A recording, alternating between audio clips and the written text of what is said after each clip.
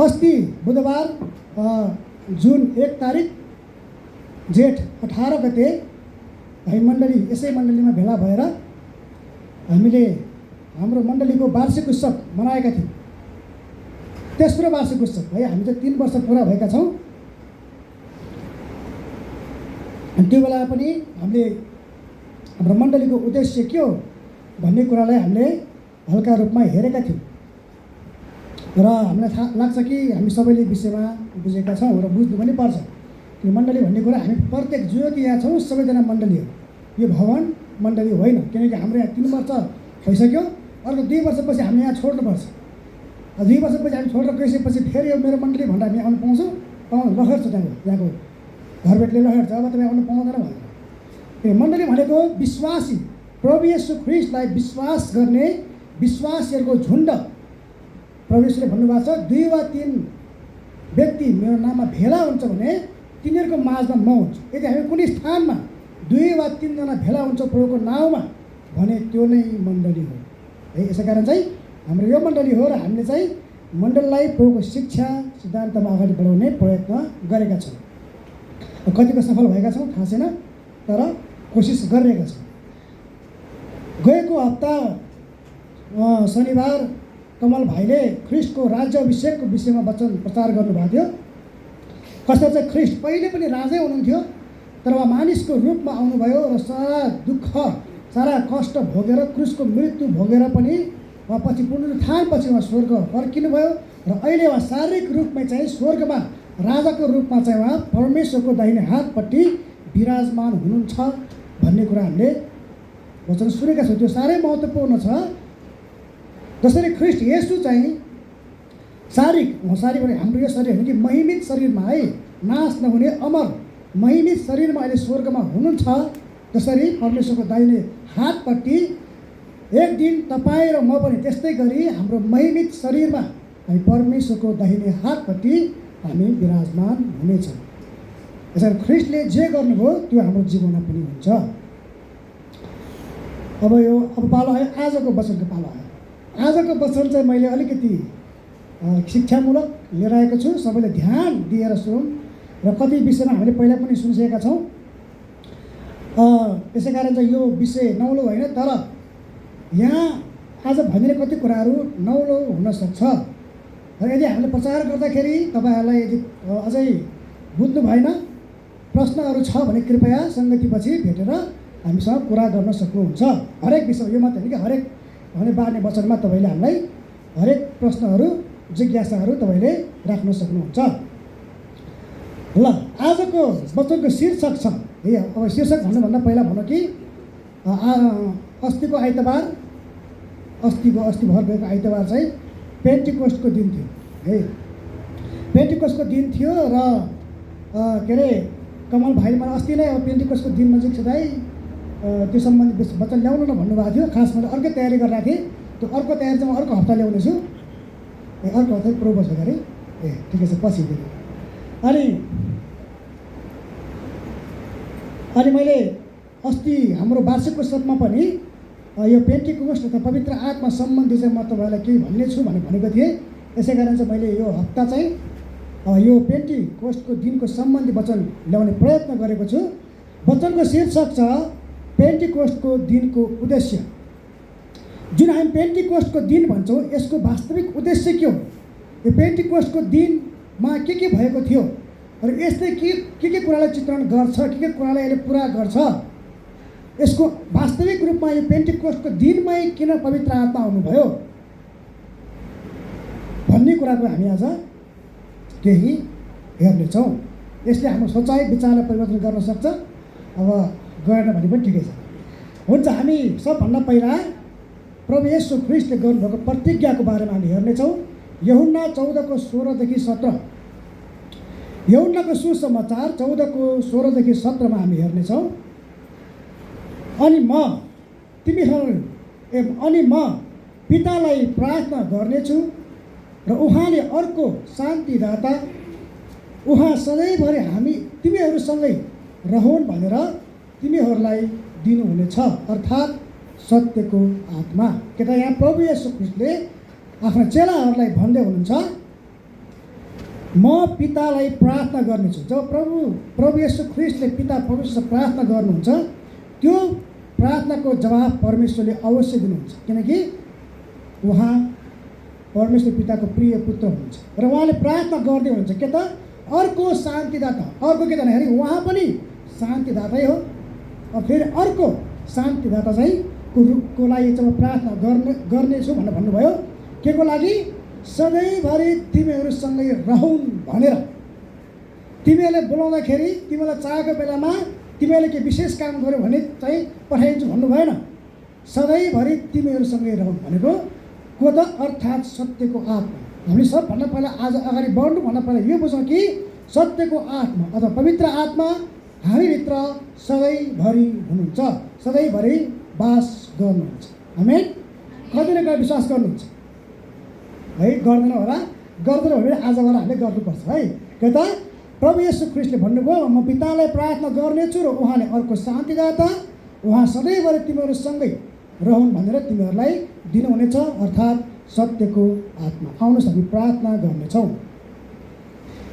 धन्यवाद छ महान परमेश्वर बुवा, तपाईँले आज फेरि हामीलाई यो आजको अति नै महत्त्वपूर्ण दिन दिनुभयो। यो शनिबारको दिन यसरी हामी तपाईँका दास छोरा छोरीहरू, तपाईँका जनहरू यसरी एक ठाउँमा भेला भएर तपाईँलाई महिमा प्रशंसा दिने काम गर्दछौँ। साथै तपाईँको जीवित वचनबाट केही हामी सुन्न र सिक्न जहिले पनि हामी भेला हुन्छौँ। प्रभु आज हामी फेरि यो विषयमा वचन सुन्दैछौँ कि पेन्टिकोस्टको दिन जब पवित्र आत्मा आउनुभयो र त्यो दिनको विशेष महत्त्व के हो, यसको उद्देश्य के हो भनेर आज हामी हेर्नेछौँ। विशेषमा बोल्नेलाई अगुवाई गर्नुहोस्। मेरो आफ्नै सोचाइ विचारमा होइन, पवित्र आत्माको भरिपूरीमा र अगुवाईमा म बोल्न सकूँ र सुन्नेहरूलाई पनि हृदयको कान खोलेर सुन्नलाई सहायता गर्नुहोस्, ताकि सबै यहाँ भनिएको कुराहरू बुझ्नलाई सहायता गर्नुहोस् र आजको वचनबाट आज हामीले सुन्ने सुनाउन दुवैले प्रशस्त आशिष पाउन सकौँ। बिन्ती अनि प्रार्थना हामीलाई प्रेम गर्नुहुने येशू प्रभुको नाममा, आमेन। हामीले यो एउटा पदबाट हेरिसक्यो कि प्रभु येशू ख्रीष्टले प्रतिज्ञा गर्नुभयो कि एक दिन चाहिँ पवित्र आत्मा सधैँभरि हामीहरूसँग रहन् भनेर उहाँले दिन्छु भनेर प्रतिज्ञा गर्नुभयो। अस्तिको आइतबार पेन्टिकोस्टको दिन थियो अनि पेन्टिकोस्टको दिन भन्ने बित्तिकै हामीलाई के याद आउँछ भन्दाखेरि जब चाहिँ पवित्र आत्मा चाहिँ संसारमा आउनुभयो। जब यदि मैले तपाईँहरूलाई पेन्टिकोस्टको दिन भन्यो भने तपाईँहरूलाई के कुराको सम्झना आउँछ होइन? हाम्रो धेरै जस्तो जवाफ के हुन्छ? अन्य भाषा। कि पेन्टिकोस्टको दिनमा अन्य भाषा बोलिएको थियो। हामीले यसमा के गर्छौँ भन्दाखेरि प्रेरित 2 अध्याय यति लामो छ कि त्यहाँ धेरै घटना घटेको छ, धेरै घटना घटेको छ, धेरै कुरा भएको छ, धेरै आश्चर्य कुरा भएको छ। तर हामी एउटा कुरामा अल्झिन्छौँ, त्यो हो अन्य भाषा। अन्य भाषा आएको थिएन भन्न खोजेको होइन, अन्य भाषा आएको थियो, तर पछि हेर्नेछौँ त्यो अन्य भाषा कस्तो भाषा थियो। र आज हामीले कुन चाहिँ अन्य भाषालाई जोड दिइरहेका छौँ थोरै।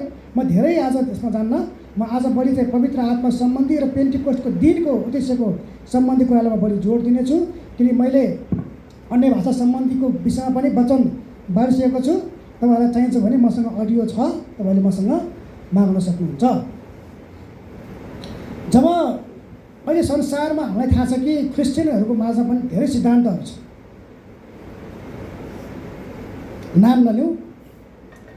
सिद्धान्तहरूको मुख्य गल्ती एउटा के हुन्छ भन्दाखेरि उहाँहरूले एउटा शब्दलाई, एउटा वाक्यांशलाई, एउटा वाक्यलाई, एउटा अध्यायलाई चाहिँ आफ्नो सिद्धान्तको के त जग मानिरहेको हुनुहुन्छ। अनि त्यसले के हुन्छ भन्दाखेरि अरू त्यो बाहेक अरू पदहरू, अरू अध्याय, अरू पुस्तकहरू जुन छन् त्यसले त्यसको भन्दा विपरीत केही कुरा सिकाएको छ भने हामी त्यसलाई व्यवस्था गर्न पुग्छौँ।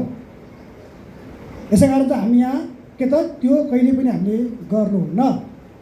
मलाई लाग्छ आज हामी यहाँ जति उपस्थित छौँ हामीलाई पनि यो अन्य भाषा सम्बन्धी कुरामा धेरै अझ हामीलाई कन्फ्युजन छ। हामी अझै पनि यसमा के त स्पष्ट छैनौँ। हामीलाई हुन्छ कि हुँदैन, खै होला नहोला यस्तो यस्तो हामीलाई लाग्छ। किनकि कहिलेकाहीँ हामीलाई कोही मान्छेले भेट्यो भने के भन्छन्, तिमीहरू पवित्र आत्मालाई मान्दैनौ भन्ने भन्ने गर्छन् होइन? किन भन्दाखेरि अब उहाँले जुन अन्य भाषा बोल्नुहुन्छ हामी त्यसलाई मान्दैनौँ, यो कुरा। तर पवित्र आत्मा र अन्य भाषामा के सम्बन्ध छ? हेर्नुहोस् है, यो कुरा हामीले बुझ्नुपर्छ। अन्य भाषा पवित्र आत्मा होइन, तर अन्य भाषा पवित्र आत्माको वरदान मात्र चाहिँ एक हो। यहाँ बुझ्नुपर्छ है। हामीले के बुझ्छौँ भन्दाखेरि अन्य भाषा बोलेपछि मात्र पवित्र आत्मा आउनुहुन्छ। यसो अन्य भाषा नबोलेसम्म पवित्र आत्मा छैन। यस्तो भने प्रवेश खुइता जुन प्रतिज्ञा गर्नुभयो त्यो प्रतिज्ञा चाहिँ हरायो त सदैव बास गर्नु चाहिन्छ। अरू पनि धेरै पदहरू छन् जहाँ पवित्र आत्मा के त हामीभित्र चाहिँ बास गर्नुहुन्छ। के तिमीलाई थाहा छैन? थाहा छैन, किनकि हामी पवित्र आत्मा भनेको के त अन्य भाषा बोलेपछि मात्र आउनु थाहा छ। र जसले बोल्दैन उसमा पवित्र आत्मा छैन। यदि पछि हामी हेर्छौँ, यदि कोहीसँग पवित्र आत्मा छैन भने रोमी 8:9ले भन्छ त्यो क्रिस्चियन नै होइन। याद गर्नुहोस्। यसै कारण कसैलाई पवित्र आत्मा छैन, पवित्र आत्मा आएन, पवित्र आत्मा मान्दैन भन्नु भनेको ठुलो अपराध हो, क्रिस्चियन अपराध हो। किनकि त्यसले के भन्छ, त्यसको त्यो भन्नुको अर्थ के हो? तँ क्रिस्चियन नै होइनस् भन्नु बराबर हो। आज हामी चाहिँ त्यो कुरा विश्वास गर्दैनौँ। हामी पवित्र आत्मा विश्वास गर्छौँ जो हामीभित्र सधैँभरि बास गर्नुहुन्छ। र पवित्र आत्माले नै हामी प्रत्येकलाई के त उहाँको इच्छा अनुसारले फरक फरक वरदान दिनुहुन्छ। अन्य भाषाको वरदान, अगमबानीको वरदान, चङ्गाइको वरदान अरू विभिन्न वरदान चाहिँ उहाँले दिनुहुन्छ है। यसै कारण चाहिँ के त हामीले यहाँ बुझ्नु र कतिले के भन्नुहुन्छ, अब हेर्नु यस्तो खालको हुन्छ कि मैले भने पेन्टिकोस्टको दिनमा धेरै घटनाहरू घटेका छन्। सबै कुरा आज हेर्न हामीसँग समय छैन, पछि फेरि हामी कुनै दिन फेरि हेर्ला। तर के भन्नुहुन्छ उहाँले भन्दाखेरि यदि अन्य भाषा नमान्ने हो भने पेन्टिकोस्टको दिन व्यर्थै हो भन्नुको मतलब पेन्टिकोस्टको दिन भनेकै अन्य भाषा मात्रै हो, अरू केही पनि होइन भने जस्तो हो। यदि अन्य भाषा मान्दैनौँ भने पेन्टिकोस्टको दिन व्यर्थ हो। होइन, हामी अन्य भाषा मान्छौँ। किन मान्दैनौँ? मान्छौँ। अनि हेर्नेछौँ एकछिनमा, जुन बाइबलको अन्य भाषा हो नि त्यो बुझिने भाषा, र जुन अहिले मण्डलीमा अन्य भाषा बोल्छन् नि त्यो नबुझिने भाषा। आफै याद गर्नुहोस् कि कुन चाहिँ अन्य भाषा हो, कुन चाहिँ अन्य भाषा हो। किनभने यदि जेपाती बोलेर अन्य भाषा हुन्छ भने याद गर्नुहोस्, मर्मनहरू जो क्रिस्चियन होइनन् उनी क्रिस्चियनको ढोङ गर्छन्, एउटा शिक्षामध्ये एउटा हो। मर्मनहरूले पनि अन्य भाषा बोल्छन्। तपाईँलाई थाहा छैन होला, हिन्दूहरूले पनि अन्य भाषा बोल्छन्। के उनीहरू क्रिस्चियन हो कि पवित्र आत्मा उनीहरूले दिनुभएको हो? प्रश्न धेरै कुराहरू हुन्छ है। यो कुरामा हामी ध्यान दिउँ। अब फेरि हेरौँ कि हामी अहिलेपछि हेर्छौँ कि अन्य भाषा नै पेन्टिकोस्टको दिनको मुख्य उद्देश्य होइन। होइन, कहिले पनि। यदि मुख्य उद्देश्य थियो भने प्रेरित 2 अध्याय बाहेक अन्त पनि अन्य भाषाको बारेमा अन्य भाषा बोले भनेर हुनुपर्ने थियो, तर त्यो कहीँ पनि छैन।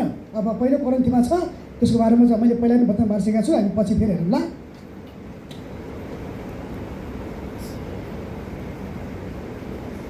अब हामी आज पेन्टिकोस्टको दिनको उद्देश्यहरूको बारेमा हामी हेर्नेछौँ। पेन्टिकोस्टको दिनको उद्देश्यहरू के हो? सबभन्दा पेन्टिकोस्ट भनेको के हो?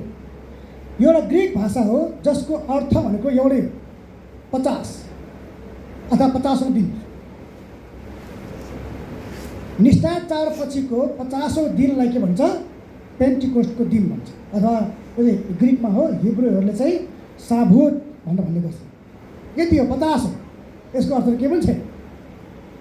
र के त भन्दाखेरि इजरायलीहरू, यहुदीहरू जो पहिला इजरायलमा यसो ख्रिस्टको पालासम्म, त्योभन्दा अगाडिको पालासम्म जब त्यहाँ मन्दिर थियो, वर्षको 3 पटक चाहिँ उनीहरू यरुसलेमको मन्दिरमा आउनुपर्छ। जुनसुकै देशमा छरिएर बसे पनि, हाम्रो कहीँ यहाँ दसैँमा हुन्छ नि त, दसैँ तिहार लाग्यो भने कति मान्छेहरू विदेशतिर गएका मान्छेहरू पनि बिदा लिएर पनि घरमा आउने गर्छन्। तर त्यस्तो खालको पनि थिएन, उनीहरू आउनै पर्थ्यो। जुनैसुकै ठाउँमा होस्, जुनैसुकै देशमा होस्, जहाँ बसे पनि 3 हप्ताको 3वटा चाडहरूमा चाहिँ उनीहरू यरुसलेमको मन्दिरमा आउनै पर्थ्यो।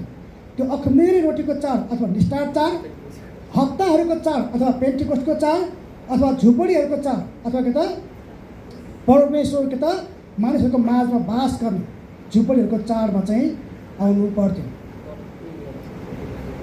उनीहरू त्यहाँ आउनै पर्थ्यो। र के त यो जुन पेन्टिकोस्टको घटना घट्यो नि त्यो बेलामा पनि के त ठाउँ ठाउँका देशका मान्छेहरू, यहुदीहरू चाहिँ यरुसलेममा आएका थिए। त्यो चाड मनाउनको लागि यरुसलेममा उनीहरू आएका थिए। अनि त्यो आएको बेला के भयो त भन्दाखेरि अनि ठ्याक्क प्रेरित 1 अध्यायमा प्रभु येशू ख्रीष्टको प्रभु येशू ख्रीष्टले के त तिमीहरू चाहिँ मलाई पर्खेर बस के त म फेरि के अरे अब केही दिनमा चाहिँ तिमीहरूले प्रतिज्ञा गरिएको पवित्र आत्मा पाउनेछौ, तिमीहरूको पवित्र आत्माको बप्तिस्मा हुनेछ भनेर प्रभु येशू ख्रीष्टले 1 अध्यायमा उहाँले भन्नुहुन्छ। फेरि 1 अध्यायमा र उहाँ स्वर्ग हुनुहुन्छ, उहाँको पुनरुत्थानपछि 40 दिनसम्म उहाँ संसारमा बस्नुहुन्छ र अबको केही दिनमा तिमीहरू पवित्र आत्मा तिमीहरूको हुनेछ भनेर उहाँ जानुहुन्छ। अनि 40 दिनको 10 दिनपछि 50औं दिनमा जसलाई पेन्टिकोस्ट भनिन्छ त्यो दिनमा चाहिँ के त 10 दिनसम्म चेलाहरू एक स्थानमा भएर चाहिँ प्रार्थना गरिरहेका थिए। कसरी गरिरहेका थिए भन्दाखेरि प्रेरित 2को 1 देखि 4मा भनिएको छ। अनि पेन्टिकोस्टको दिन पुरा हुँदै गर्दा तिनीहरू सबै एकै मनका भई एकै ठाउँमा थिए। अनि एक्कासी स्वर्गबाट भारी आँधी चले चाहिँ हुर्र आवाज चल्यो र त्यसले तिनीहरू बसेको सारा घरलाई भरिदियो। अनि आगका जिब्रा जस्ता चिरा परेका जिब्राहरू तिनीहरूमाथि देखा परे र त्यो तिनीहरूमध्ये हरेक माथि बस्यो।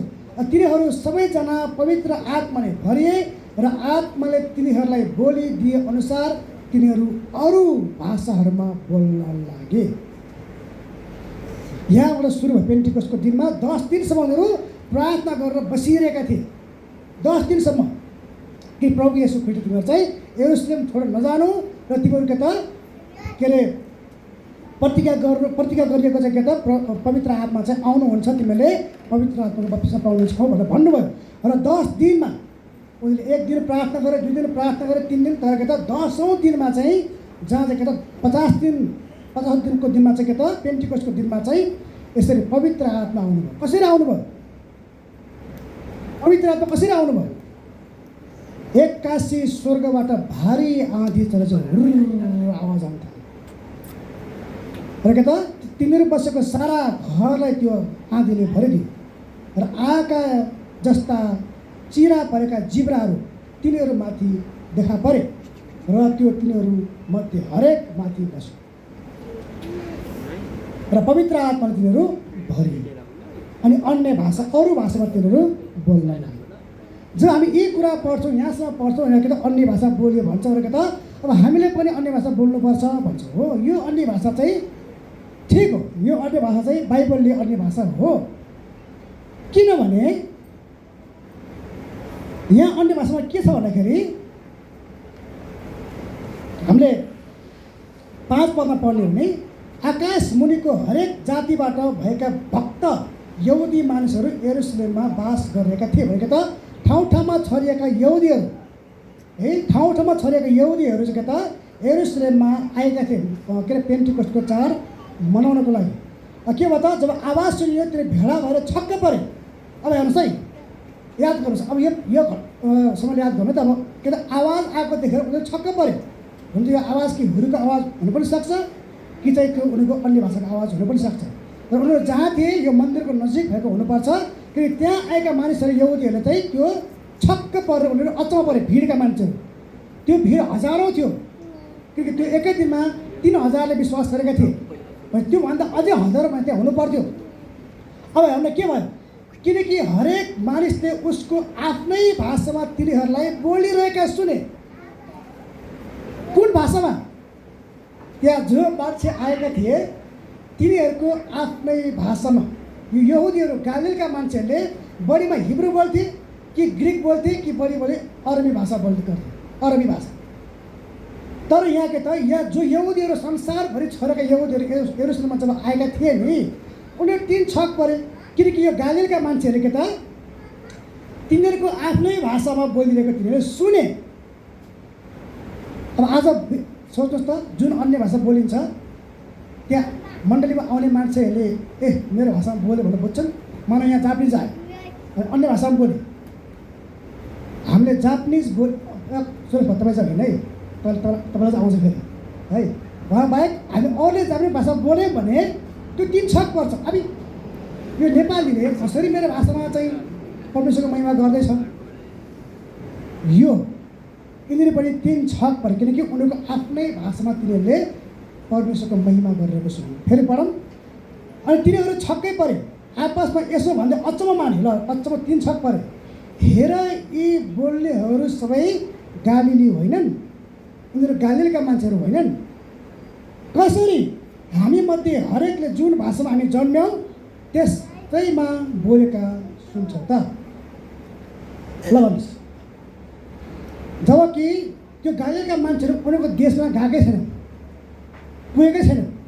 तर जब उनीहरू त्यहाँ आए नि, उनीहरूले के त उनीहरू जन्मेको भाषामा चाहिँ उनीहरू जब थाहै छैन गालिलका मान्छेहरूलाई, तर उनीहरूको भाषामा चाहिँ बोलिरहेको सुनिरहेका छन्, भाषा बुझिरहेका छन्, अचम्म परिरहेका छन्।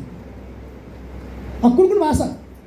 2:9 - 11 पार्थी, मेदी, एलामीहरू, मेसोपोटेमिया, यहुदिया, Cappadocia, Pontus, Asia, Phrygia, Pamphylia, मिस्र, कुरेनीको वरिपरि भएका लिबियाका भागहरूमा बस्नेहरू, रोमका परदेशीहरू, यहुदीहरू र यहुदी धर्म अपनाउनेहरू, क्रेती र अरबीहरू, हामी तिनीहरूलाई हाम्रै आफ्नै भाषाहरूमा परमेश्वरका महान कामहरूको विषयमा बोलिरहेको सुन्दछौँ। र आज जो अन्य भाषालाई विश्वास गर्नुहुन्छ उहाँलाई पेन्टिकोस्टल क्यारिस्मेटिक भनिन्छ। किन उहाँको सिद्धान्तको मुख्य जग के भन्दाखेरि पेन्टिकोस्टको दिनमा अन्य भाषा बोलियो, यसरी हामी पनि अन्य भाषा बोल्छौँ, किनकि पवित्र आत्मा प्रमाणै ठिकै छ।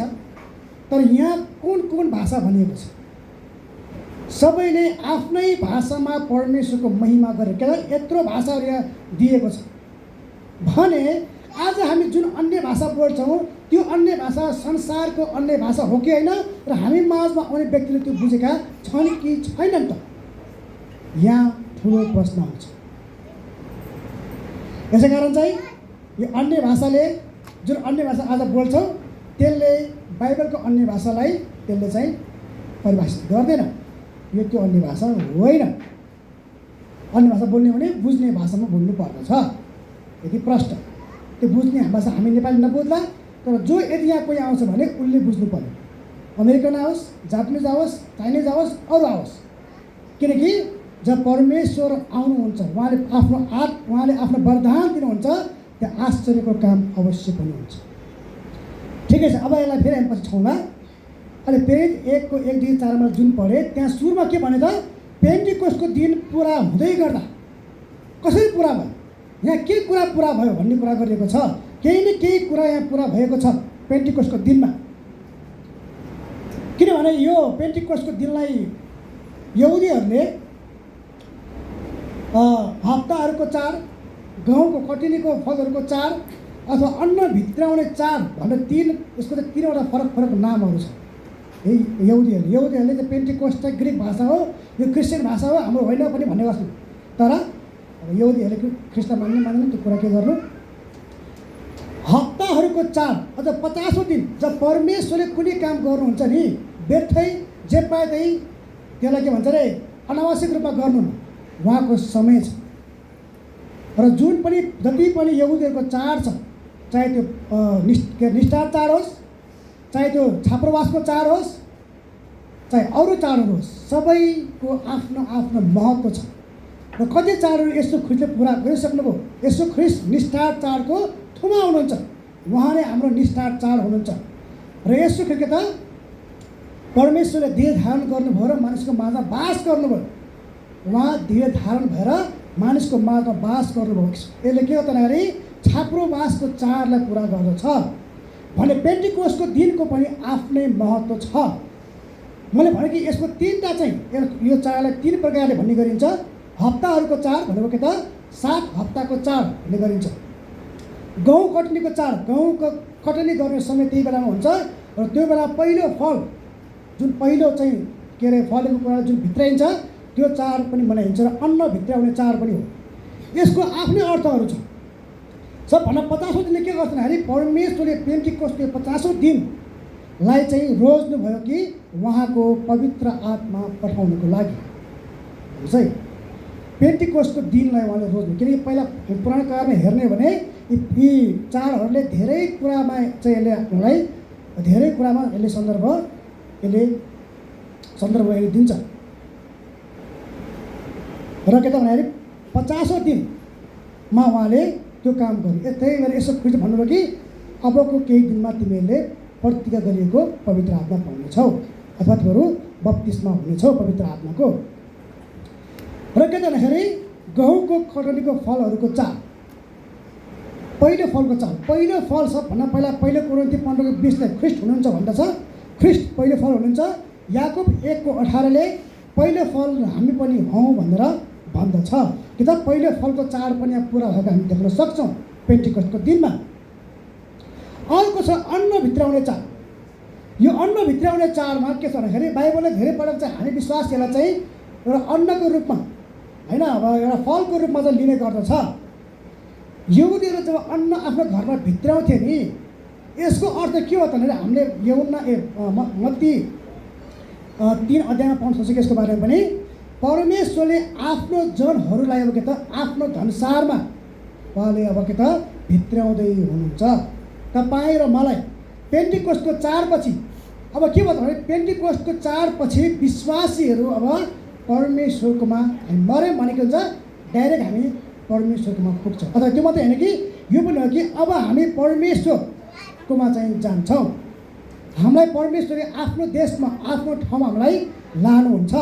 अब हामी के भन्दाखेरि परमेश्वरको जाति भएका छौँ। अब हामी ती फल जस्तो हो कि जुन पेन्टिकोस्टको दिनमा चाहिँ इजरायलीहरू चाहिँ भित्राउने गर्थे हो, आज हामी पनि के त परमेश्वर हामीलाई पनि अब आफ्नो धनसारमा आफ्नो भण्डारमा हामीलाई उहाँले अब भित्राउनको लागि उहाँले पेन्टिकोस्टको दिन छान्नुभयो। त्यति मात्र होइन, यो दिनको अर्को एउटा महत्त्व पनि छ। यहुदी खास पेन्टिकोस्टको दिन यहुदीहरूले मान्ने गर्थे, यो जुन पर्व थियो अरूले मान्ने थिएनन्। तर यहाँ अचम्मको घटना के घट्थ्यो भन्दाखेरि जो अन्न त्यो बेलामा जब चाहिँ त्यो चाड मनाउँदाखेरि उनीहरूले चाहिँ 50औं दिनमा लेवी 23:16-17 भनिएको छ, म पुरै पढ्दिनँ। 50औं दिन गन्ती गरेर नयाँ अन्न बाली चढाउनु पर्थ्यो। र के त 2 भागको डोलाउने भेटीका 2टा रोटीहरू ल्याउनु, ती खमीरसित पकाइएका हुन्, ती परमप्रभुका निम्ति पहिलो फलहरू हुन्।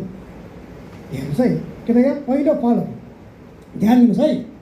2 भागको डोलाउने भेटीका 2 रोटीहरू, 2 रोटी किन? र एउटा अचम्मको कुरा के छ, जब अरू जति पनि चाडहरू थियो सबै चाडहरूमा अन्नहरूमा जब त्यहाँ रोटी जब बनाउँदाखेरि कहिले पनि इजरायलीहरूले चाहिँ खमीर हाल्नु हुन्थ्यो, किनकि खमीर चाहिँ पापको चिन्ह थियो। तर यो पेन्टिकोस्टको चाडमा प्रभुले के भन्नुभयो, परमेश्वरले खमीरसित पकाइएका हुन्। हेर्नुहोस् है, यहाँ चाहिँ अर्थ छ क्या। हेर्नुहोस् है, यो मुख्य अर्थ पेन्टिकोस्टको दिनको उद्देश्य यहाँ हजारौँ वर्ष अगाडि जब परमेश्वरले मन्दिरमा चाहिँ जुन चाहिँ पेन्टिकोस्टको दिन मनाइन्थ्यो त्यहाँ खमीरसित पकाइएका चाहिँ 2 रोटीहरू ल्याउनु। यी 2 रोटीहरू के को चिन्ह? इजरायलीहरू जो परमेश्वरका जाति थिए उनीहरूले के भन्थे भने हामी चाहिँ परमेश्वरका जनहरू हौँ, अरू सबै इजरायली बाहेक जसलाई हामी गैर इजरायली भन्छौँ अथवा अन्य जाति भन्छौँ, यिनीहरू कुकुर हुन्, सुँगुर हुन्, किनकि पापी अपराधीहरू, परमेश्वर नचिन्नेहरू। तर परमेश्वरले हजारौँ वर्ष अगाडि 2 रोटी रोक्नु भएको थियो। संसारमा 2 जातिहरू छन्, इजरायली, अन्य जाति। अब अहिले चाहिँ विश्वासी र अविश्वासी भयो, त्यो बेलामा इजरायली अथवा यहुदी अथवा अनि अन्य जाति। र यी 2 रोटीहरूले 2 यिनै जातिको चित्रण गर्दछ, एउटा इजरायली यहुदीहरू, अर्को अन्य जातिहरू। र पेन्टिकोस्टको दिनमा त्योभन्दा पहिला के गर्थ्यो कि परमेश्वरले जहिले पनि यहुदीहरूसँग सम्बन्ध गर्नुहुन्थ्यो। हरेक कुरा यहुदीसँगै सम्बन्धित थियो। यसो ख्रिस्ट जब आउनुभयो उहाँले पनि भन्नुभयो के त म इजरायलका हराएका भेडाहरूलाई पठाएँ, हाम्रो लागि थिएन। यसै कारण प्रभु येशू ख्रिस्टले अर्को सल्लाहकार पठाउनु पर्दछ भन्नुभयो क्या। येशू ख्रिस्टले पनि यहुदीहरूको माझ मात्रै सेवा गर्नुभयो।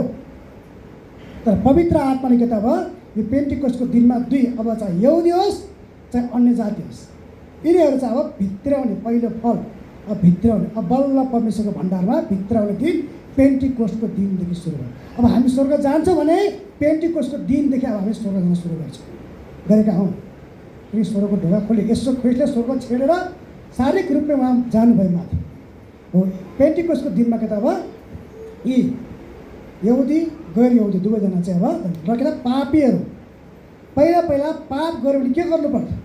बलिदान चढाउनु पर्थ्यो, रगत बगाउनु पर्थ्यो मन्दिरमा। तर अब बलिदानको खाँचो छैन, किन ख्रीष्ट येशू एकपटक सधैँको लागि सबैको लागि सधैँको लागि त उहाँ त बलिदान भइसक्नुभयो। अब के भयो त भन्दाखेरि हामी पापीहरू पनि सबैजना पापी है, कोही पापी गर्दैन भन्नु सबैजना, म पनि आज पनि छु। तर अब यो खण्डित भनेको पापको चित्रण हो। अब पापीहरूलाई पनि म स्वीकार छु, चाहे त्यो यहुदी होस् चाहे त्यो अब गैर यहुदी होस्। यसै कारण चाहिँ पेन्टिकोस्टको दिनले दुई जातिहरूको चित्रण गर्दछ, जसलाई परमेश्वर अब आफूमा ल्याउनु भयो हुन्छ है।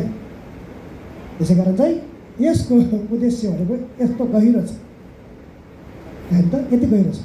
अर्को फेरि पेन्टिकोस्टको दिन भयो, त्यो 50औं दिन भयो। तर यहुदीहरूले 50औं वर्ष पनि मनाउनु पर्थ्यो। 50औं वर्ष त्यो बेला पनि उनीहरूले कुनै पनि काम नगरिकन, होइन, त्यसलाई 50औं वर्षको दिन 1 वर्ष छ, त्यसलाई कुनै पनि काम नगरिकन उनीहरू बस्नु पर्थ्यो है। र उनीहरूले पनि यसलाई चाड मनाउँथे, पेन्टिकोस्टको वर्ष भनेर। यसलाई जुबिली इयर भन्ने गर्छ, जुबिली वर्ष। लेवी 32:8 भनेको छ, अनि तिमीले आफ्नो निम्ति 7 विश्राम वर्षहरू, विश्राम भनेको त 7 वर्षहरू, विश्राम वर्षहरू गन्ती गर्नु। 7 गुणा 7 वर्ष भनेको 49 वर्ष पुरा भएपछि 50औं वर्षमा चाहिँ के त यो चाड मनाउनु। अनि यी 7वटा विश्राम दिनहरू तिम्रो निम्ति 49 वर्ष हुनेछन्, 25 को 10। अनि तिमीहरूले 50औं वर्षलाई पवित्र मान्नु र सारा देशभरि त्यसका बासिन्दाहरूलाई छुटकाराको घोषणा गर्नु। तिमीहरूका निम्ति यो वर्ष जुबिली हुनेछ। तिमीहरू हरेक आफ्नो अधिकारको भागमा फर्कनु र तिमीहरू हरेक आफ्नो परिवारमा फर्कनु। किनकि जब चाहिँ त्यो बेला गरिब थिए भने उनीहरूले आफूलाई के त दासको रूपमा बेच्ने गर्थे, कति बुवा आमाले बेच्ने गर्थे, कति अरू देशहरूमा जान्थे, कति चाहिँ आफ्नो के अरे जग्गा जमिन बेच्ने गर्थे। तर 50औं दिनमा यदि म धनी व्यक्ति, उदाहरण है फिल्ममा भन्नु कि सुरेश भाइ गरिब व्यक्ति, यदि उहाँले चाहिँ मलाई कुनै जग्गा बेच्नु भएको छ भने पनि यो 50औं दिनमा मैले जग्गा फिर्ता गरिदिनुपर्छ, मैले तिरे पनि नतिरे पनि। यदि म चाहिँ के त दुःख पाएर मेरोमा के त दासको रूपमा काम गर्नु भएको छ भने पनि त्यो 5 वर्षमा उहाँलाई अब छुटकारा, अब उहाँलाई मैले छोडिदिनुपर्छ, स्वतन्त्र गरिदिनुपर्छ। अनि हरेक आफ्नो परिवारमा फर्कनु, कोही पनि अब दास भएर कोही पनि खालको अब बस्नु नपर्ने। अब यो कुराले के चित्रण गर्दाखेरि छुटकाराको घोषणा पेन्टिकोस्टको दिनले अब हाम्रो पनि उद्धार र छुटकाराको घोषणा गरेको छ। हामी चाहिँ कति महत्त्वपूर्ण छ। साथै के त हरेक आफ्नो अधिकारको भागमा फर्किनु र हरेक आफ्नो परिवारमा फर्किनु। अब हामी आफ्नो परिवारमा फर्किन्छौँ। हाम्रो परिवारको, हाम्रो बुवाको, हामीलाई जन्म दिने बुवा त यहाँ हुनुहुन्छ, तर वास्तवमा हामीलाई सृष्टि गर्ने बुवा माथि हुनुहुन्छ भने हाम्रो परिवार कहाँ छ? माथि छ। पेन्टिकोस्टको दिनले के गर्छ? अब हामीलाई आफ्नो घर फर्काएको छ। आमेन। पेन्टिकोस्टको दिनले आज हामीले आफ्नो घर, आफ्नो परिवार, आफ्नो बुवाकोमा फर्काएको छ। यसै कारण चाहिँ ख्रिस्टियनहरू अब स्वर्ग जान्छ भन्नुहोस् है। र अर्को कुरा भनेको छ सबै एकै मनका भएर एक ठाउँमा थिए। एकै मनका हुनु अति नै महत्त्वपूर्ण छ यो हाम्रो क्रिस्चियन जीवनमा। हाम्रो पनि मनमा अलिकति मात्रै यताउता भयो भने त्यसको सुन्नै हुँदैन। अब हामी पछि हेर्नेछौँ एकै मनका हुने कुराको विषयमा तपाईँलाई एकछिनपछि भन्नेछु। अब के आयो भने आगोका जस्ता चिरा परेका जिब्राहरू तिनीका देखा परे। आगो जस्तो चिरा परेका जिब्राहरू यसले के देखाउँछ भने यहुदीहरू जो आजको दिनमा पनि उनीहरूले पेन्टिकोस्टको दिनलाई चाहिँ परमेश्वरले उनीहरूलाई सिनै पर्वतमा दिनुभएको 10 आज्ञा जुन दिनुभयो, जुन व्यवस्था, त्यो दिएको दिन हो भनेर मान्ने गर्छन्। र प्रस्थान 29 को 28 देखि 29ले भन्छ, 18 देखि 19ले भन्छ, अनि परम प्रभु सिनै पर्वतमाथि आगोमा भई ओर्लनु भयो। अनि के बतायो पेन्टिकोस्टमा? आगोका जस्ता जिब्राहरू के त तिनी कहाँ देखा परे। पवित्र आत्मा ओर्लनु भयो। यहाँ पनि परमेश्वर आगो भई ओर्लनु भएको चित्रण छ हुन्छ है। र जब तुरहीको आवाज बढ्दै बढ्दै गयो तब चोरको आवाज भएर मूसाले बोले। यहाँ पनि के भन्छ पेन्टिकोस्टमा पनि जब चाहिँ चोरको आवाज उनीहरूले अन्य भाषामा बोलिरहेका थिए, अरू भाषामा बोलिरहेका थिए, मान्छेहरू आए, भिड के किन भयो भनेर आए त्यहाँ सुन्नलाई। त्यहाँ के त त्यसपछि के त यहाँ मूसा बोले, त्यहाँ चाहिँ पत्रुस बोलेका छन् हेर्नुहोस् है। योले के देखाउँछ भन्दाखेरि परमेश्वरले के त भन्दाखेरि यहाँ निस्टार यसरी सिनै पर्वतमा चाहिँ व्यवस्था दिनुभएको थियो, मूसाको व्यवस्था दिनुभएको थियो। र यहाँ चाहिँ पेन्टिकोस्टको दिनमा परमेश्वरले पवित्र आत्माको अनुग्रह दिनुभएको छ। मूसाको व्यवस्था, मूसाको समयलाई के भन्छ यीशु ख्रीष्ट भन्दा अगाडिको समयलाई मूसाको व्यवस्थाको समय भनिन्छ र आजको समयलाई के भनिन्छ अनुग्रहको समय भनिन्छ हेर्नुहोस् है। यसै कारण अनुग्रह सुरु भएको दिन त्यही थियो। र एउटा कुरा याद गर्नुहोस्, परमेश्वरले त्यो 10 आज्ञामा पनि 2टा शिला पाटीमा लेख्नु भएको थियो। किन होला एउटा लेखेको पुग्थ्यो। ती 2 शिला पाटीले पनि यहुदी र गैर यहुदीलाई चित्रण गर्दछ। चाहे यहुदी होस्, त्यही परमेश्वरले भन्नुभयो दोस्रो शिला पाटीमा कि आफ्नो छिमेकीलाई आफूलाई चाहिँ प्रेम गर। उनीहरूले के गरेर भने मोबाइल अरू वरपर भएका जो बस्ती इजरायलमा ती मेरो छिमेकी हुन्, तर होइन छिमेकी देशहरूलाई पनि आफैलाई चाहिँ प्रेम गर भन्नुभएको थियो। तर उनीहरूले जहिले पनि के त अन्य जातिलाई घृणा गर्दथे। 2 शिला पाटीले पनि के त यहुदी र गैर यहुदीलाई परमेश्वरले समेट्नुहुन्छ एक दिन, यो आज्ञा सबैको लागि हो भनेर उहाँले दिनुभएको थियो। र के त परमेश्वरले के त भन्दाखेरि म एउटा यो पद पाइहाल्छु कि परमेश्वरले चाहिँ के अरे यो सिनै पर्वतमा चाहिँ 10 आज्ञा उहाँको व्यवस्था दिनुभएको थियो है। यो कुरा हामीलाई मैले भनिसकेँ। अब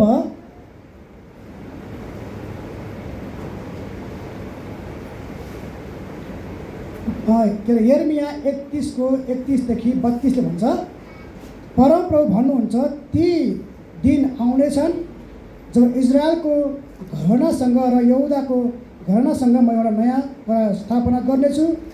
तिनीहरूका पुर्खाहरूसँग मैले बाँधेको करार जस्तै यो हुने छैन। जब मैले तिनीहरूलाई हातमा समातेर मिश्रबाट डोरा ल्याएको थिएँ, परमप्रभु भन्नु तिनीहरूले मेरो करार भङ्ग गरे, यद्यपि म तिनीहरूका पिता थिएँ। फेरि 33 पदमा परमप्रभु भन्नुहुन्छ ती दिनपछि म इजरायलको घरानासँग यो करार बाँध्नेछु, तिनीहरूका मनमा मेरो व्यवस्था राखिदिनेछु र तिनीहरूका हृदयमा त्यो लेखिदिनेछु। के त जुन व्यवस्था पहिला उहाँले शिला पाठमा लेख्नु भएको थियो नि, अब मनमा हृदयमा पवित्र आत्मा जब आउनुभयो उहाँले पनि व्यवस्था लिएर आउनुभयो। त्यो हृदयमा र मनमा नयाँ करार चाहिँ यसरी स्थापना भयो। हेर्नु त यी कुराहरूको चाहिँ चित्रण गर्छ। अर्को पवित्र आत्माले भर्यो भन्दाखेरि अब यसमा म धेरै बोल्दिनँ, हामी प्रायः सुनिसकेका छौँ कि यूहन्नाले पनि जो बप्तिस्मा दिन्थे उनले पनि प्रतिज्ञा गरेका थिए कि प्रभु येशू ख्रीष्टले चाहिँ उनीहरूलाई पवित्र आत्माले बप्तिस्मा दिनुहुन्छ भनेर। र प्रभु येशू ख्रीष्टले पनि प्रेरित 1:1देखि 5मा प्रेरित 1:4देखि 5मा भन्नुभएको छ। म अन्तिममा पढ्छु। यूहन्नाले साँच्चै पानीमा बप्तिस्मा दिए, तर अब केही दिनपछि तिमीहरू चाहिँ पवित्र आत्माले बप्तिस्मा गरिनेछौ। हो यो केही दिनपछि भनेको 10 दिनपछि पेन्टिकोस्टको दिनमा उनीहरूले पवित्र आत्माको बप्तिस्मा पाए र उनीहरूले के त अन्य भाषा बोले। र अघि मैले जुन सुरुमा पढेँ नि, उहाँ सधैँभरि तिमीहरूसँगै रहन् भनेर तिमीहरूलाई दिनुहुनेछ। जुन दिन पेन्टिकोस्टको दिनमा पवित्र आत्मा आउनुभयो, अब यो सधैँको लागि हो। 1 दिन 2 दिन कहिले काहीँको लागि होइन। किनकि हामीले एउटा भजन गाउने गर्छौँ नि, के अरे त्यो भजन मेरो तपाईँको आत्माबाट नलैजानुहोस् होइन। यो भजन वास्तवमा बाइबलले भजन होइन। किनभने यो भजनको आधार चाहिँ के त भजन सङ्ग्रह 51को 11 जहाँ दाउदले भन्छन् कि तपाईँको उपस्थितिबाट मलाई ननिकाल्नुहोस् र तपाईँको पवित्र आत्माबाट नलैजानुहोस्। पुरानो करारमा पुरानो समयमा पवित्र आत्मा चाहिँ अस्थायी रूपमा आउनुहुन्थ्यो, विशेष कामको लागि आउनुहुन्थ्यो, फेरि जानुहुन्थ्यो, सधैँभरि बस्नुहुने थिएन। यसै कारण दाउदले भन्छन् कि तपाईँको पवित्र आत्माबाट नलैजानुहोस्। तर अब नयाँ करारमा आइपुग्यो। पहिलो कोरिन्थी 3:16 भन्छ, तिमीहरू परमेश्वरको मन्दिर हौ र परमेश्वरको आत्मा तिमीहरूभित्र बास गर्नुहुन्छ।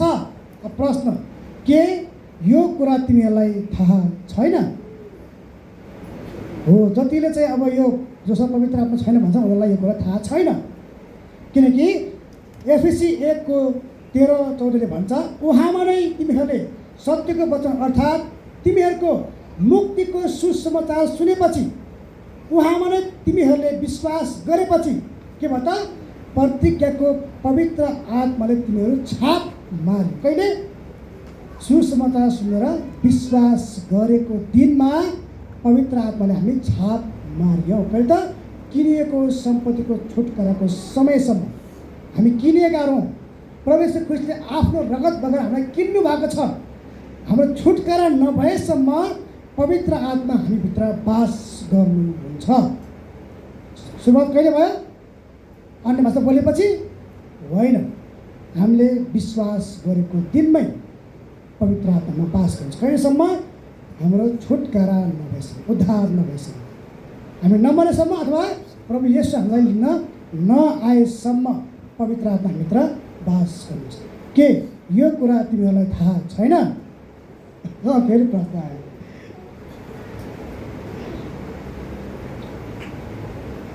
अब आयो अन्तिममा अरू भाषाहरूमा बोल्न लागे। अब यसलाई अलिकति छौँ है, हामी अब अलिकति यसमा जाउँ। अब यो अन्य भाषालाई चाहिँ बल्ल अब हामी अलिकति छुन्छौँ है त। यहाँ अन्य भाषामा बोल्न लागे भनेको छ। यो अन्य भाषामा बोल्नुपर्ने आवश्यकता किन थियो? किन यहाँ अरू भाषामा बोलियो? किन अन्य भाषामा बोलियो? कि हाम्रो पनि बोल भनेको लागि हो त? यसले विशेष कुरा पुरा गरेको छ। उत्पत्ति 9:1 परमेश्वरले भन्नुभयो, त्यो बेलाका भर्खर सुरुवात भएको थियो, त्यो बेलाका मान्छेलाई उहाँले भन्नुभयो, फल्दै फुल्दै सङ्ख्यामा बढ्दै जाओ र पृथ्वीलाई भरिदेऊ। परमेश्वरले के आज्ञा गर्नु भएको भन्दाखेरि, ल अब तेरो फल्दै फुल्दै जाऊ, वृद्धि हुँदै जाऊ, ल पृथ्वीलाई भर। तर मान्छेले के गर्यो भन्दाखेरि उनीहरूले त्यसलाई परमेश्वरको आज्ञालाई मान्नु पाल्दैन, गरेनन्। उनीहरूले के गर्छ भन्दाखेरि, होइन हामी यही सिनार भन्ने ठाउँ जस्तो लाग्छ, यहाँ बसौँ, अब हामी यहाँ बसेर हामीलाई एउटा धरहरा बनाऊ। धरहरा हाम्रो थाहा छ नि, बाबुले धरहरा बनाऊ। यो धरहराले के त हामी अब स्वर्गसम्म पुग्ने धरहरा बनाऊ भनेर उनीहरूले धरहरा बनाउन थाल्यो। अब हेर्नुहोस् के भयो? उत्पत्ति 11:6-9 अनि परम प्रभुले भन्नुभयो, हेर मानिसहरू एक भएका छन्। सबभन्दा यसले के गर्यो भन्दाखेरि अघि पेन्टिकोसको दिनमा एक भएका थिए नि, यहाँ पनि एक भएको कुरा आयो र तिनीहरू सबैको एउटै भाषा छ। त्यो बेला भाषा एउटै छ।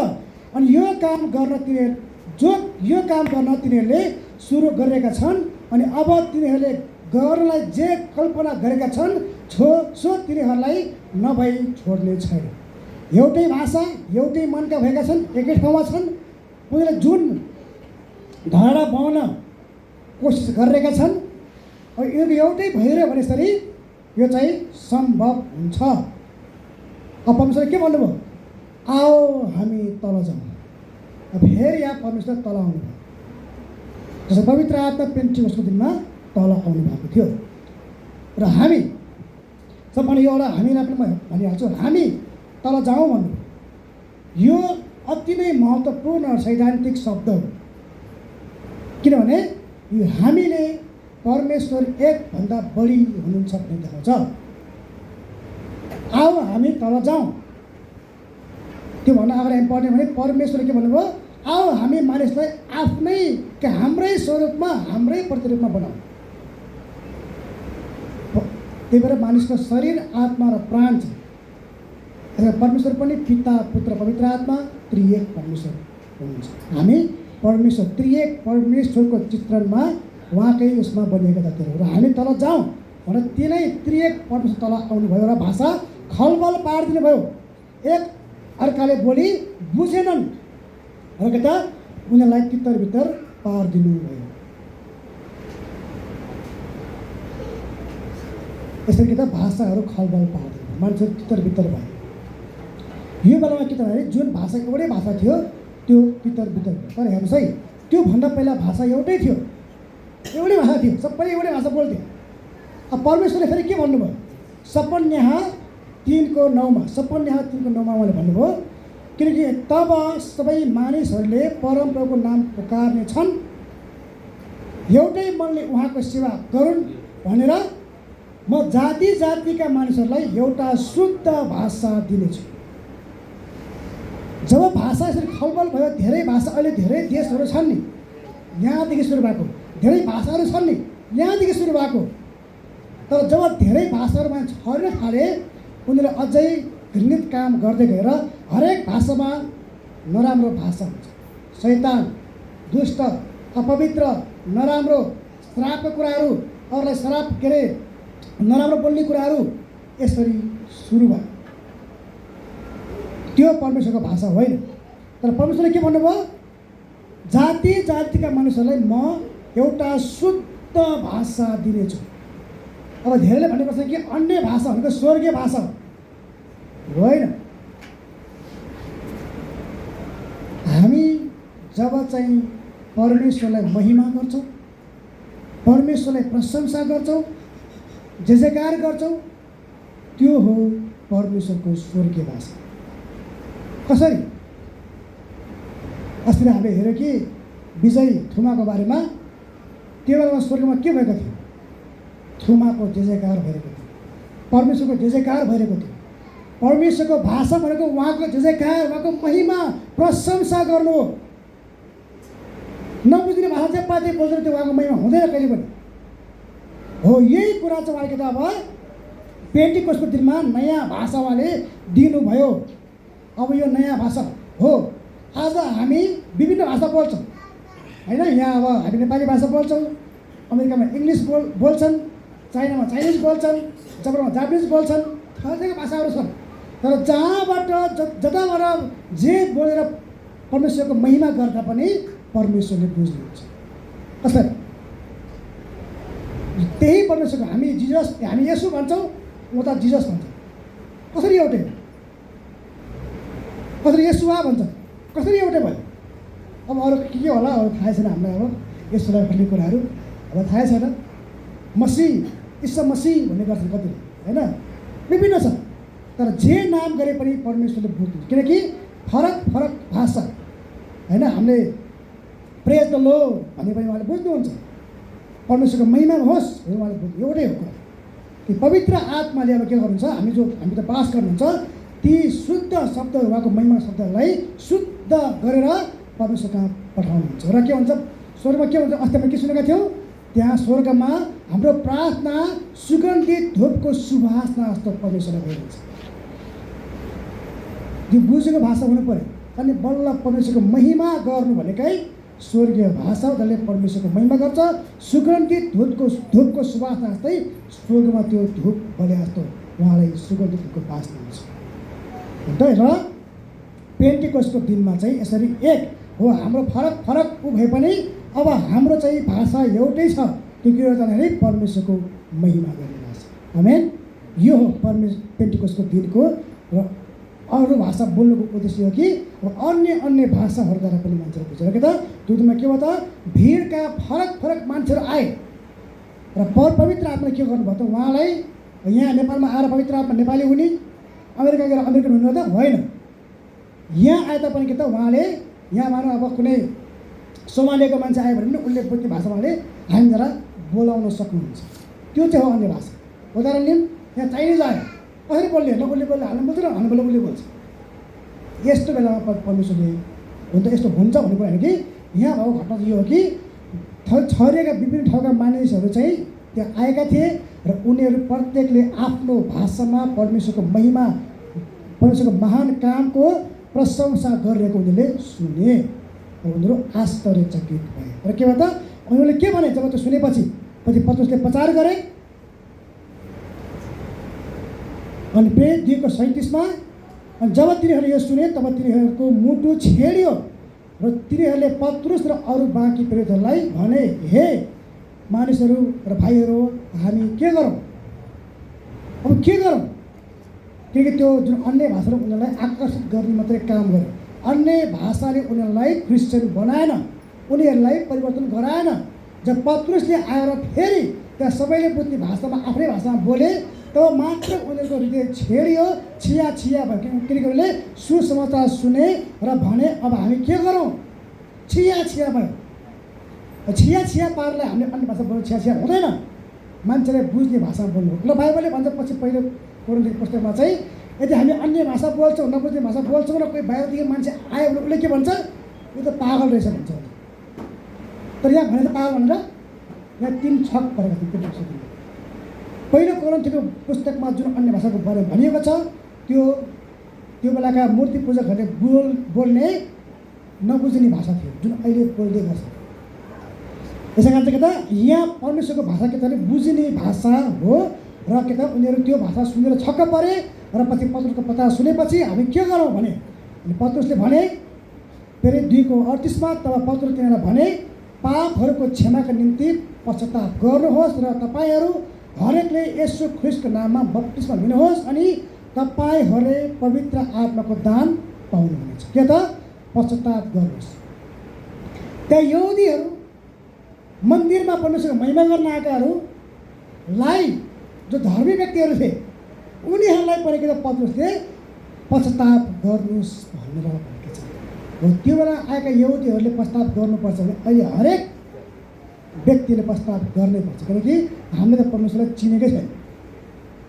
चिनेका छैन भने आफ्नो पाप स्वीकार गरेर यसरी पश्चाताप गर्नुपर्छ र त येशू ख्रीष्टको नाममा बप्तिस्मा लिनुपर्छ र हामीले पवित्र आत्माको दान पाउनेछ। अब हेर्नुहोस् है 41 पदमा, जब तिनीहरूले आनन्दसित उनको वचन ग्रहण गरे, तिनीहरूले बप्तिस्मा लिए अनि त्यही दिनमा प्राय 3000 मानिसहरू तिनीहरूमा थपिए।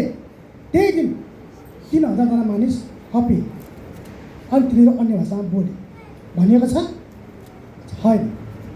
अब जुन बेला पवित्र आत्मा आउनुभयो चेलाहरूले अन्य भाषामा बोले, तर यो 3000 व्यक्तिहरूले अन्य भाषा बोल्नु परेन। त्यही पनि उनीहरूकोमा पवित्र आत्मा चाहिँ बास गर्नुभयो। अब पवित्र आत्मा हाम्रो जीवनमा चाहिँ सधैँभरि बास गर्नुहुन्छ भन्ने कुरा रोमी 8:11ले भन्दछ, रोमी 4:30ले भन्छ, एफएसी 1:14ले भन्छ, पहिलो कोरिन्थी 3:16ले भन्छ, पहिलो कोरिन्थी 6:19ले भन्छ र अन्तिममा पढ्छु रोमी 8:9। रोमी 8:9, तर साँच्चै परमेश्वरका आत्मा तिमीहरूभित्र बास गर्नुहुन्छ भने तिमीहरू शरीरमा छैनौ तर आत्मामा छौ। तर कुनै मानिससँग ख्रीष्टका आत्मा हुनुहुन्न भने त्यो उहाँको होइन। त्यही भएर कोहीसँग पवित्र आत्मा छैन, अन्य भाषा बोल्यो भन्दैमा उसले पवित्र आत्मा पाएन भन्नुहुन्न। किनकि जोसँग ख्रीष्टको आत्मा छैन त्यो चाहिँ क्रिस्चियन होइन, यो बुझ्नुपर्छ। र क्रिस्चियन हो भने हामीभित्र पवित्र आत्मा बास गर्नुहुन्छ। यो त पेन्टिकोस्टको दिनदेखि यसरी सुरु भएको हो। अन्तिममा निष्कर्षमा भन्न चाहन्छु, हामीले कुनै पनि मण्डली कुनै पनि ठुला व्यक्तिहरूलाई हेरेर उनीहरूको सिखो गर्ने होइन। यदि उसले गल्ती गर्यो भने हामीले गल्ती गर्छौँ हो, हाम्रो जीवन ਕਰਕੇ हामी गल्ती गरेका हुनसक्छ। तर जब बाइबल बोल्छ तब हामीले आफूलाई परिवर्तन गर्नुपर्छ। म पनि पहिला अन्य भाषा बोल्ने व्यक्ति हुँ, नबुझ्ने अन्य भाषा है। फेरि जब बाइबल पढेँ मैले, जब म राम्रोसँग बुझेँ, थाहा पाएँ कि जुन भाषामा बोलिरहेको छु त्यो अन्य भाषा होइन। कि बाइबलले के भन्छ भन्दाखेरि त्यसको चाहिँ उल्टा हुनुपर्छ। पहिलो कोरिन्थीको पुस्तकले भन्छ 2 जना बढीमा 3 जना पालै पालो अन्य भाषा बोलोस् र त्यहाँ उल्टा गर्ने व्यक्ति पनि होस्। यदि उल्टा गर्ने व्यक्ति छैन भने त्यसले नबोलोस्। अब भन्नुहोस् यो आज्ञा कुन चाहिँ मण्डलीमा पालना हुन्छ? 2 वा 3 व्यक्तिले पालै पालो बोल्छन् र उनीहरूले जुन अन्य भाषा बोले त्यसको उल्टा पनि गरिन्छ अनि बोल्छ, हुँदैन। पावलले के भन्छन्? उल्टा गर्ने व्यक्ति छैन भने नबोलोस्। तपाईँ र म अन्य भाषा बोल्छु भने होस् गरौँ, उल्टा गर्ने व्यक्ति छैन भने, तर छैन। किन त्यो भन्दाखेरि जुन त्यो कोरिन्थीको विश्वासीहरूले अन्य भाषा बोल्थे त्यो मूर्ति पूजकहरूले त्यो बेलामा बोल्ने अन्य भाषा हो। उनीहरूले आफ्नो परम्पराबाट लिएर आएको अन्य भाषा थियो, जुन बुझिने भाषा थिएन। बुझिने भाषा भएको भए यहाँ त के त यहाँ कहीँ उल्टा गर्नु पऱ्यो त, यहाँ उल्टा गर्नै परेन, उनीहरूले बुझे यत्तिकै। तर यहाँ उल्टा गर, किनकि यो उल्टा हुँदै हुँदैन, ल बोलेर देखाऊ, अन्य भाषा बोलेर उल्टा पनि गरेर देखाऊ भनेर पावलले भनेका हुन्। र उल्टा हुँदैन भने चाहिँ नबोले फेरि है। यसको अर्थ तिमीले बोलेको अन्य भाषा चाहिँ बाइबलको अन्य भाषा होइन भन्न खोजेको हो। अघि मैले भने कि अन्य भाषा बोल्दैमा कोही पनि क्रिस्चियन हुँदैन। हिन्दूहरूले पनि बोल्छन्, मर्मन अहिले भनेको मर्मनहरू अरू धेरै छन् शिक्षकहरू जो अन्य भाषा बोल्ने गर्छन्। र जुन हामी भन्छौँ नि अन्य भाषा चाहिँ स्वर्गीय भाषा हो, के अरे स्वर्गदूतको भाषा भन्ने गर्छौँ नि, कहाँबाट आएको थाहा तपाईँलाई? मर्मनको किताबमा लेखिएको छ कि अन्य भाषा स्वर्गीय भाषा हो, अथवा अन्य भाषा के अरे स्वर्गदूतले बोल्ने भाषा भनेर मर्मनको किताबमा लेखेको छ। हामीले तपाईँले मैले जे जति काम गर्छौँ मण्डलीमा आजकल त्यो धेरै कति झुटा शिक्षाबाट आएका कुराहरू थाहा छैन हामीलाई।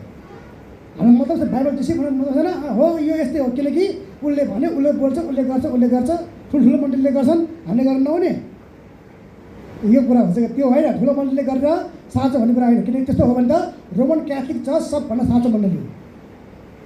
हामी सबैजना प्रोटेस्टेन्ट मिलाएर रोमन क्याथोलिक चर्च जस्तो पनि हुँदैन। हामी सबभन्दा बढी रोमन क्याथोलिक चर्चहरू छन् विश्वमा। साँचो हो त होइन, र ठुलो हुँदैमा साँचो हुँदैन, र सानो हुँदैमा झुटो पनि हुँदैन।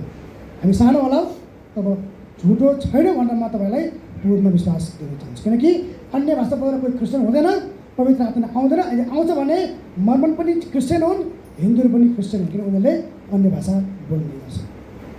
र अन्तिममा जब यसु ख्रिस्ट संसारमा आउनुभयो त्यतिबेला यहुदीहरूले यसु ख्रिस्टलाई सांसारिक राजाको रूपमा रोमीको शासकहरूलाई हटाएर चाहिँ राज्य गर्नुहुन्छ भन्ने चाहिँ सोचेका थिए। र आज पनि हामी पवित्र आत्मा पनि हाम्रो व्यक्तिगत भौतिक स्वार्थ, पवित्र आत्मा आउँदा के हुन्छ, अन्य भाषा बोल्नुपर्छ, चमत्कार हुनुपर्छ, आश्चर्यक्रम हुनुपर्छ, चङ्गाई हुनुपर्छ भनेर हामी जोड दिएका छौँ। त्यसले के हुन्छ, पवित्र आत्माको त्यसले त अब हेलना भइरहेको छ, भने ईश्वर निन्दा भइरहेको छ, किनकि पवित्र आत्मा हामीभित्रै बास गर्नुहुन्छ।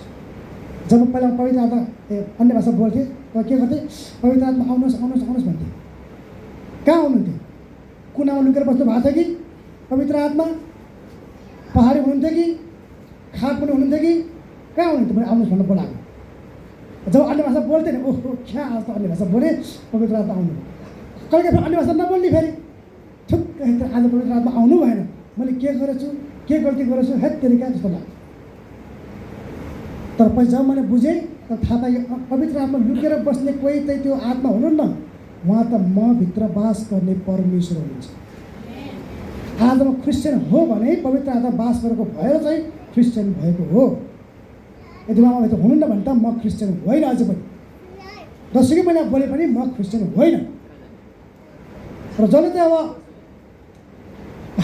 अन्य भाषा नबोलिकन पवित्र आत्मा आउनुहुन्न भन्नुहुन्छ नि, यदि उहाँले अन्य भाषा बोल्नुहुन्न भने उहाँले सिकाएको शिक्षा कसको त होइन। त्यसै कारण चाहिँ हामीले कुनै पनि चिन्ह चमत्कार भौतिक कुरालाई होइन कि हामीले अहिले आत्मिक रूपमा हाम्रो आत्माले चाहिँ पवित्र आत्माद्वारा चाहिँ त परमेश्वरसँग चाहिँ अहिले सम्बन्ध गर्दछ। र अन्तिममा यो कि पवित्र आत्मा अब एक दिन दुई दिन एक वर्ष होइन सधैँको लागि हामीभित्र आउनु भएको छ। हामी क्रिस्चियन हौँ किनकि पवित्र आत्मा हामीभित्र बास गर्नुहुन्छ।